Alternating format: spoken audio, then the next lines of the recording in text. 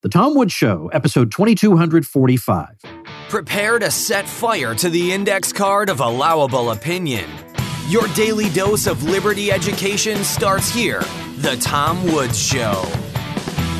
Hey, all you old-timers out there from the Ron Paul 2008 campaign, you may remember my friend Larry Lepard, who spent $200,000 of his own money on full-page newspaper ads in support of Dr. Paul. Well, Larry has had an uncanny way with money over the years, and he made a presentation to my paid membership on how to insure yourself against currency debasement. That is to say, how to survive inflation. Well, I took that presentation out from behind the paywall, and I'm making it available to the general public for free. Check it out at tomwoods.com/Larry.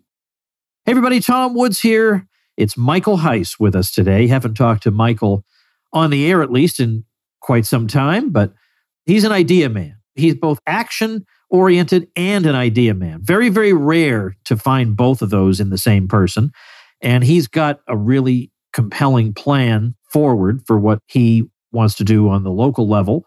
And I think we ought to hear him out because it makes perfect sense to me, and I endorse it wholeheartedly. So, Michael, welcome back. Thanks for having me, Tom. Always an honor to be here. All right, look, let's start off with just a little bit of a recap on the subject of the quote-unquote takeover of the Libertarian Party. Because the old guard, the people who measure success by New York Times respectability, are all up in arms that, oh my goodness, the Libertarian Party messaging is too edgy now, which is a nice way of saying that before it was too blue-pilled. It was too, oh, what a bunch of jokers who are mistakenly imposing these policies that have these unintended consequences. It's not 1957 anymore. You know, enough's enough. This is not the Freeman published by the Foundation for Economic Education, which was a great publication as far as it went. But now we have to go farther than that. So assess the situation for us right now. Well, the Libertarian Party's messaging has gone back to principle, and it's gone back to the radical principles that founded the party itself, and sticking to the truth as opposed to watering down for political expediency. And the result of that has been an absolute explosion in our social media, the party's social media. I think they've had about 30,000 new followers on their Twitter in the past 3 months or so. We've had an influx of new members, an influx of money. And for the first time, perhaps in the history of the party, now that we have taken over the party, we have developed and are developing an actual political strategy. So that is new. And it was kind of the goal of the Mises Caucus the entire time, is identifying that the democratic process that governs the Libertarian Party results in constant turnover on the leadership, which then makes it very, very difficult to have and carry out a long-term strategy. So that if we organize ourselves in such a way as to maintain control of that party, we can therefore expand the timeline to carry out a plan and see what we can do with this thing in a focused manner in the 10-year time frame, 20-year time frame, as long as it takes to achieve freedom in this country. So we're very, very excited about that. The Libertarian Party, I think, stands to be perhaps the only institution in the country, and I challenge anybody to correct me here, but it might be the only institution in the entire country that has gone from being woke to being unwoke and de-wokeifying as an institution or organization in the country. And I think that certainly ought to be a white pill for libertarians around the country. Let's talk about now what the next step is, because I remember you trying to let the troops know, probably anticipating that some people would drop off in their activism once the deed had been done, that in a sense, the quote-unquote takeover was kind of the easy part. You know, obviously not easy, but compared to the hard work of, okay, now we have to actually go and do something and prove ourselves and advance the message. You know, there was a concern that maybe people would not be as gung-ho for that as they are for frankly, the thrill that comes from being told, hey, the party is whoever shows up, and then all our people show up and win. Okay, there's something thrilling about that. But sometimes rolling up your sleeves and doing the grunge work that needs to be done, it's not as glamorous. So you were saying we have to keep our eye on the ball with regard to what we now do going into the future. So you've come up with, this is another product of that Michael Heise brain, Operation Decentralized Revolution. So talk to me about that. So yeah, this is the next step. Like you mentioned, the takeover of the Libertarian Party was always step one. We had to rescue the brand of the Libertarian Party in order to make it something that small L libertarians, philosophical libertarians, whether in the party or not, we did this for you. We wanted to make the party something that you could identify with, something that you could be proud of, and something that you would actually consider joining. And then from there, we have to take the party and actually do something with it. And that's where we're at now. So the victory, the thrill of the victory is here. We've got the Ron Paul endorsement. And now it's time to, in the words of Hans Hermann Hoppe, do what must be done. And that's a reference to a talk given by Hoppe on political strategy. And I will say that our political strategy is very, very much so influenced by that talk. So what we want to do is you look at these midterms and not much change coming. And I know that there's a lot of people who are upset at the lack of a red wave, and the Democrats haven't been repudiated in the way that they ought to be. The COVID regime has not been repudiated in the way that it ought to be. But the issue with that is that it's not just the governors that were engaged in this draconian behavior.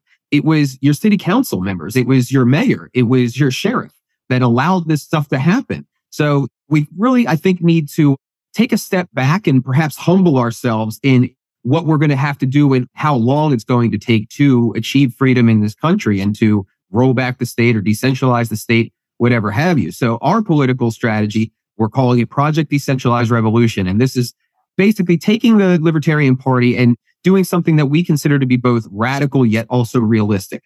So what we want to do is we have a campaign that we have launched called Run as Libertarian. And you can go to runaslibertarian.com and sign up. And what this is our effort to recruit, train, and support candidates to run specifically for city council, mayor, school board, sheriff, judge. So it's realistic in the sense that given that we're a third party, we're not immune to political reality. We observe political reality as a third party. So we know that we're not in a position to win Congress or Senate or state Senate or these things. And we don't want to be dishonest with people. We want to level with people. So we want to focus on this level where the Libertarian Party can and does win. In fact, 16% of all candidates that ran at the local level just this year won as libertarians. And that's where all of our victories come from. So we want to scale that and take it from being a quarter of the candidates that ran this year running for a local office to get that to 50, 60, 70% of the candidates that run as libertarian running at this local level. So if you sign up, we are then routing these candidates to training both with the Leadership Institute as well as in-house training from Mises Caucus members who have already won these types of seats. Now, the idea here is that, again, these are realistic seats that you can win, and we do win, but they're also radical in that you kind of get a 1-2 punch out of these seats.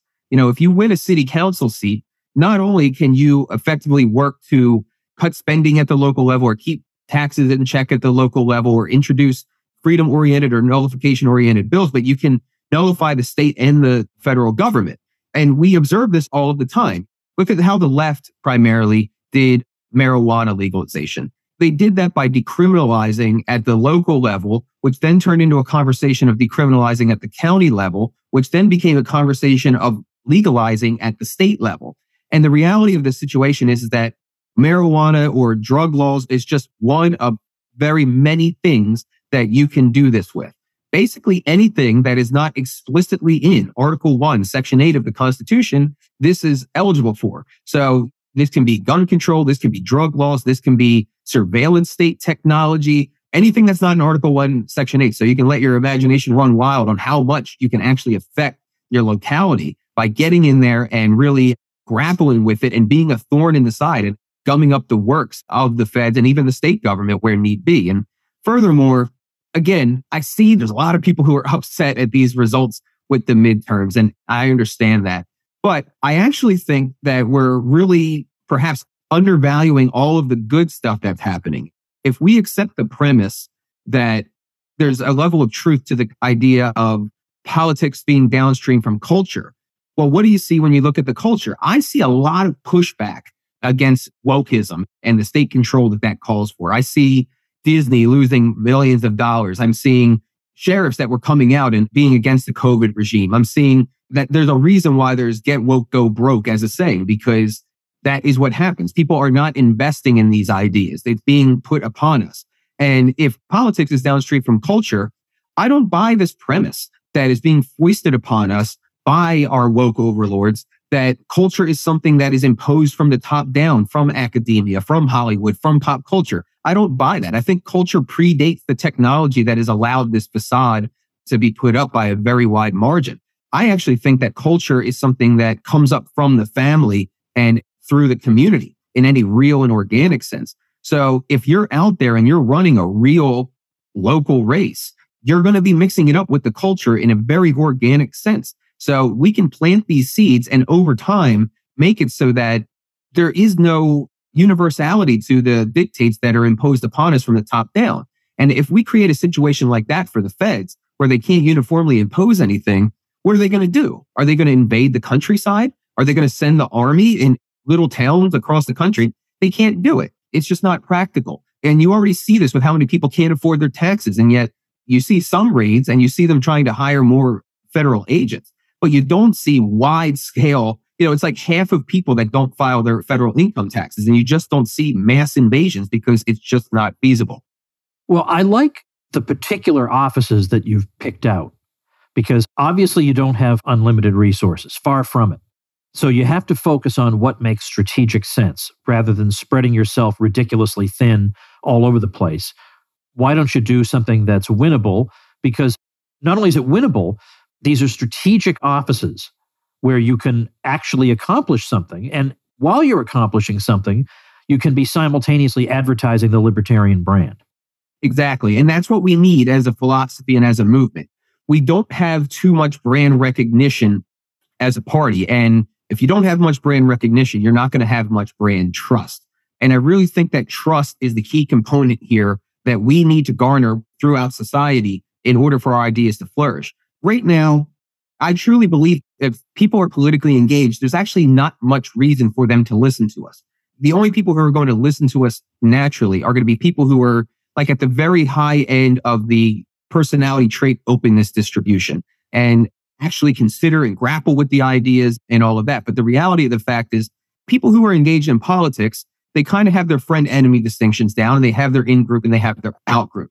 And I think we as libertarians, until we can either A, be a threat to these in groups to destroy them essentially, B, we become a value for them to destroy their enemy, or C, get into a position where we can earn trust, I don't think that there's any reason for them to listen to us. Furthermore, they're certainly not going to trust us with their votes at high level races. If we as libertarians haven't humbled ourselves and haven't done the work to get into these types of positions where we can actually affect the local community, and we haven't taken that upon ourselves, why should anybody listen to us or trust us with their votes in these very high stakes races like Senate and all of that? So it's on us to kind of realize that our communities are our responsibilities, and then take that responsibility and perhaps humble ourselves that it's not going to be a quick and easy top-down approach of how we decentralize the state or how we roll back the power of the federal branch and all of that. We're going to have to get a little bit more creative, and we're going to have to get a little bit more understanding that this is going to be a long-term project. And I think that is the obvious takeaway from these midterms across the board, whether it's the fact that despite these circumstances, people really just voted the incumbents in mass and or not. That is, to me, the only pathway forward that is viable, at least from a political sense. Before I go on, let me say a quick thing that will help a lot of you, and you know who you are. If you are in business and you're getting buried by your competition online, then build your brand, your reputation, and your lead flow with digital marketing by Persist SEO, our great sponsor. If you're a small local business, you're trying to compete against large companies in the service industry, increase your visibility with Persist SEO. Or if you have low or no leads coming in on a consistent basis, well, website search engine and conversion optimization can help move the needle to a more prosperous business model for you. If you're tired of cold calling, use your website as a lead generation engine. If you're not showing up for your services on the search engines, then get found with Persist SEO's expert search engine optimization. All you have to do is call 770-580-3736 or visit them at ineedseo.help for a free website audit and consultation. That's 770-580-3736 or ineedseo.help. Now, part of this Operation Decentralized Revolution, I guess you're also doing a series of events? Yes. Okay, let's hear about that. So the Run as Libertarian campaign that I've outlined, that is part one of the Project Decentralization campaign. So this is a 1-2 punch. And like I said, we have to affect culture and we have to be present in the conversations at that local level. So part two of it is what we're calling the Take Human Action Tour. And the Take Human Action Tour is a proposed tour of 8 speaking events featuring all the different stars of our movement. I've got economists from the Mises Institute that are going to be at these events. Our good friends over at the 10th Amendment Center. Michael Rechtenwald is very excited to be in this. Scott Horton, Dave Smith. Maybe we'll even see Tom Woods at some of these events. Well, you never know. You never know. You never know. So the idea is that we want to get the stars of the movement out. Then we want to have these conversations out in the public by schools and work with student groups to get them out as well. And talk about all of our favorite things: political decentralization, war and peace, Austrian economics, gun control, the wokeism, and the history of the basket of ideas that we kind of colloquially call wokeism, and the history of those ideas. We want to have these conversations and we want to promote it to our audience, but kind of get a cross section of the entire liberty movement at these events, and then bring everybody together and try to earn their support with the Libertarian Party. When it comes to the Libertarian Party, I think I bring a very different attitude than has been proposed in the past. I'm a realist. I believe that the Libertarian Party has spent a long time misrepresenting libertarians. I mean, if you're a listener of this show, chances are that you are at least libertarian leaning and you know what I'm talking about. You're probably not a member of the party. You probably have been embarrassed by the party. So we want to fix that, and we understand that it is our duty to fix that. And it's with exciting events like this and realistic strategies like what I've already laid out that we want to do this. And hopefully we can start to increase our membership more and more, increase the people who want to run for these offices more and more. And we are going to be coupling, again, live in-person candidate trainings at these events on the Sunday after the events to prepare people as much as possible to go into these offices. And so I'm actually very proud to say that we had set a very modest goal of maybe 100 candidates that we wanted to recruit. And we're also recruiting campaign managers and building out the infrastructure of the party to support those candidates. And we wanted to get maybe 30 of them by the end of the year. Well, we're already at 140 plus candidates and over 60 campaign managers without ever even getting to the tour, which we anticipate is going to be our big recruitment drive. So we could end up with somewhere between 300 and 400 candidates on our maiden journey for this program in 2023. And from there, we can scale up. And there's a lot of ways that you could approach this whole strategy to make it that much more realistic. We're working on a program in Pennsylvania where you can look at the vote totals at all of the municipal elections. And when I say this is realistic, what we have found by looking at this data is that there is more elections than you might think for city council and mayor and school board, where there was 50 votes total cast in the entire election. So, I mean, that's getting your friends and your family and knocking a couple doors. We can actually push back from our communities if we do this, and with relative little effort.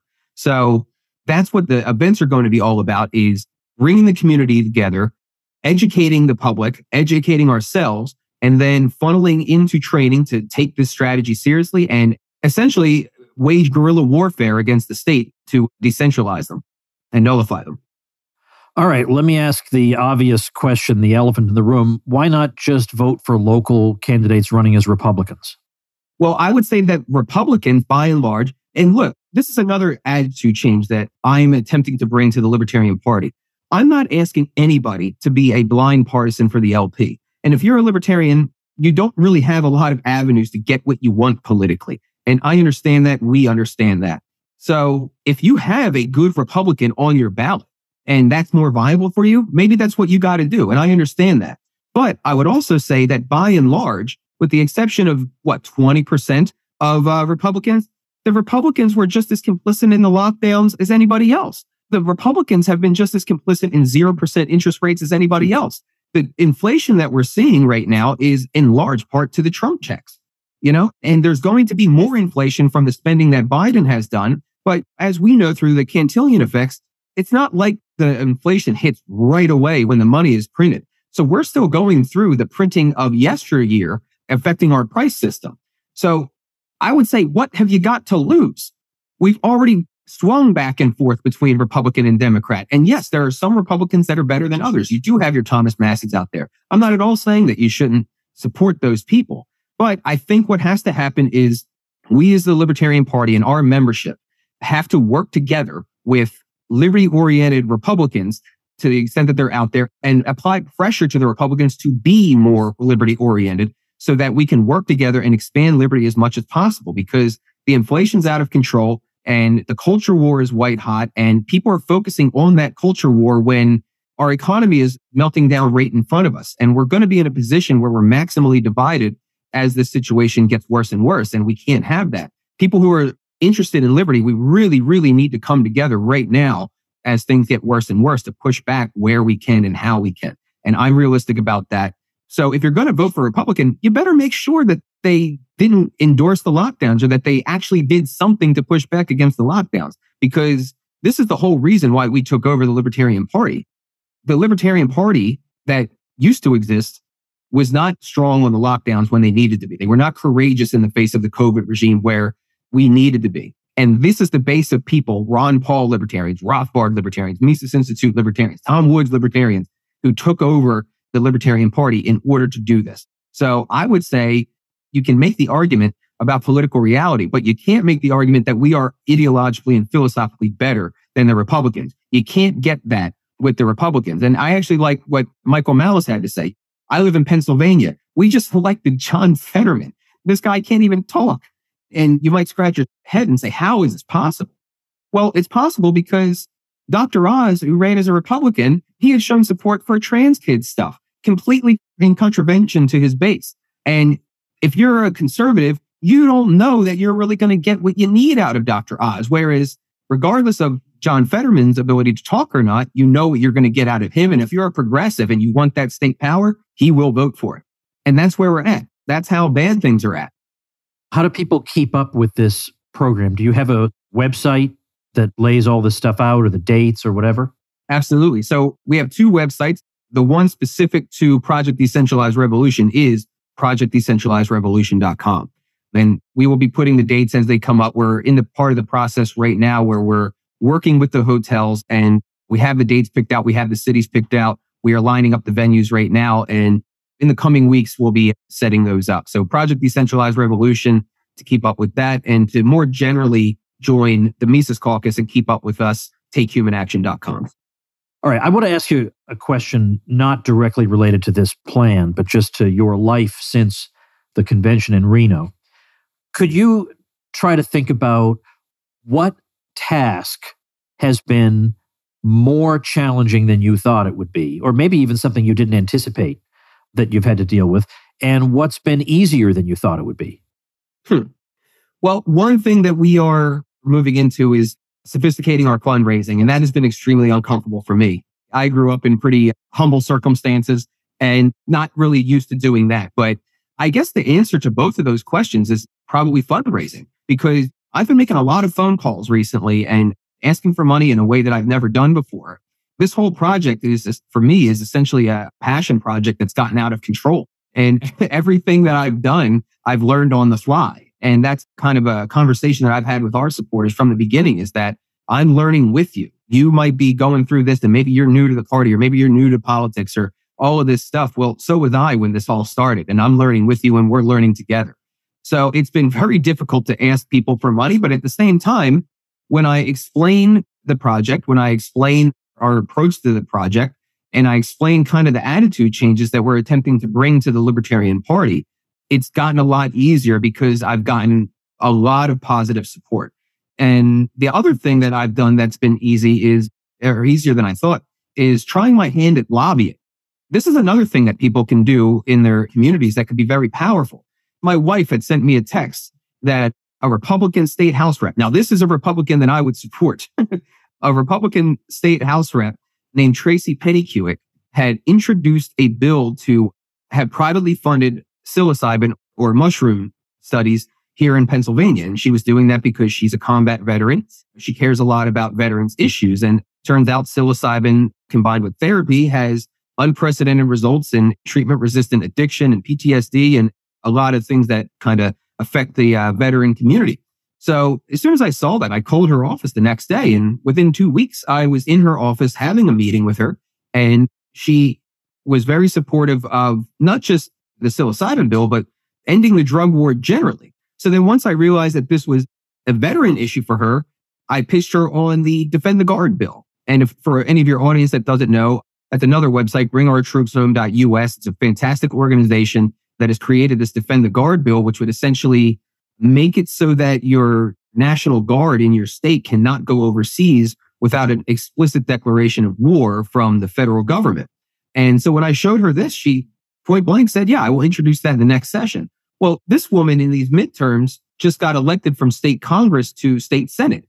So now I'm going to have an ally in the state Senate, and I have a follow-up meeting with her on December 13th to discuss this and discuss other issues.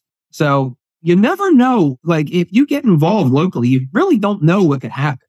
We tend to think that everything is dark and gloomy, and we focus on the news and we focus on the results that we don't get, when we have to focus on action. And when you have organic conversations, you might be shocked at what you find, because I have had that happen to me multiple times. I know you know this all too well, but a lot of listeners might not.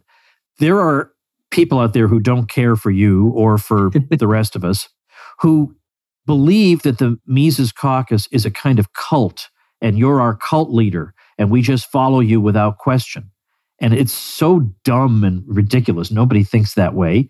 It's that you can tell just from this podcast episode that you're full of zeal, energy, and ideas.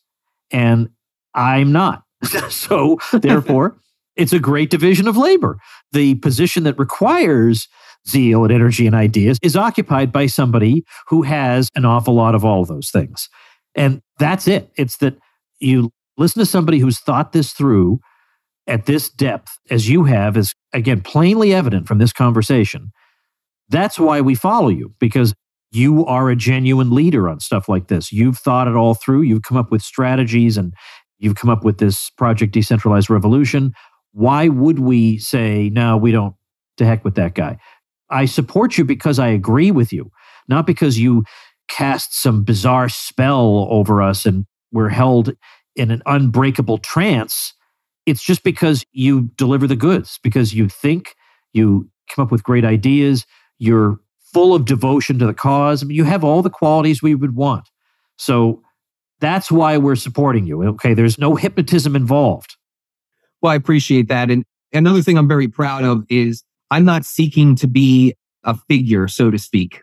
The brand of the Mises Caucus has far outpaced the recognition that I have. And that's something I actually rather enjoy my position as kind of the administrator, manager type, and not I would actually hate your job of being the consistent messenger and the pressure that comes along with that. And I'm here because of you, Tom. I'm here because of Ron Paul. I'm here because of the Mises Institute. I'm here because of Rothbard and Mises and the Austrian School. And a quote from, oh God, I forget the guy's name that founded the Leadership Institute, but he has a great quote, is that you owe it to your philosophy to learn how to win. And the Libertarian Party, and libertarians generally speaking, frankly, have suffered a lot of losses. And we're up against overwhelming odds. And I keep coming back to this idea that we need to humble ourselves. We need to humble ourselves. And we have to understand where we can get the wins, focus on them, and then start to build and scale from there. And if we just put a little faith into that and put a little time into that, maybe stop worrying about the national level so much, we might be surprised at what we find or what we're able to achieve, because that has certainly characterized my entire experience with this project the whole time. Well, the website, projectdecentralizedrevolution.com. I got that right? Projectdecentralizedrevolution.com to check out this strategy. And then if you want to just get updates from us and perhaps join the Libertarian Party, takehumanaction.com. All right. Excellent. Okay. I'll also link to this stuff at tomwoods.com/2245. Thanks, Michael. We appreciate everything you're doing. Thank you. All right. That's it for today, everybody. Tomorrow, our old friend Brian McClanahan returns to the show, and we're going to talk about what may be in store for us in 2024. I'll see you then. Become a smarter libertarian in just 30 minutes a day. Visit tomwoods.com to subscribe to the show for free, and we'll see you next time. Like the sound of The Tom Woods Show? My audio production is provided by Podsworth Media. Check them out at podsworth.com.